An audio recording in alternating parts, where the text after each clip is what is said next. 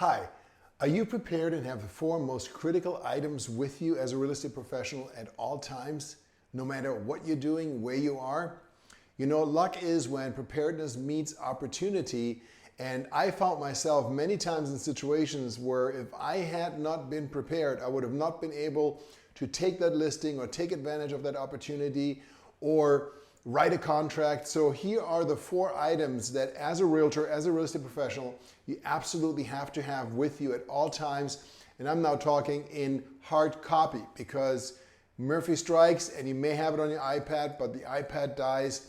So you want to have it in hard copy. Number one, you always want to have a listing agreement with you because you never know where you're going to run into a situation where somebody is thinking about listing their home and they want to list it right now.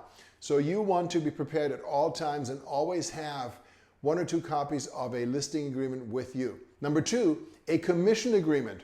You never know when you run into a situation where you may have an opportunity for one of your buyers or someone that you know or an investor, and you would like a seller to agree to compensation.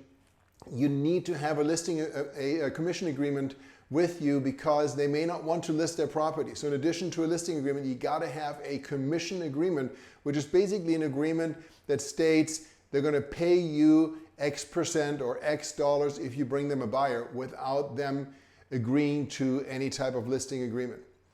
Now, when you're doing that, you also want to make sure that you do not represent the seller legally. So when you're dealing with a for sale by owner and you're agreeing to a commission agreement to pay you if you have a buyer that may end up buying that property, you don't want to necessarily represent them. Now, I'm in Florida, so different states, different rules, but in Florida, by default, you always represent anyone as a transaction broker unless you give a non-rep disclosure prior to doing anything. So that has to happen prior to executing any kind of commission agreement. So you want to have a non-rep disclosure with you at all times. And then number four, of course, you got to have a couple of for sale contracts with you at all times, and that includes the most common disclosures. So lead-based paint disclosure, for instance, homeowners association disclosures, condominium riders, seller's property disclosure. You never know where you are in a situation. Let's say you're working with a buyer, you're driving around, they see a for sale by owner, and they want to pull over and want to look at it, and you ring the door and they're open. Well, if you don't have a non-rep agreement and a commission agreement and a contract at hand, this whole thing could just go poof. The buyer may go back later themselves and write a contract without you.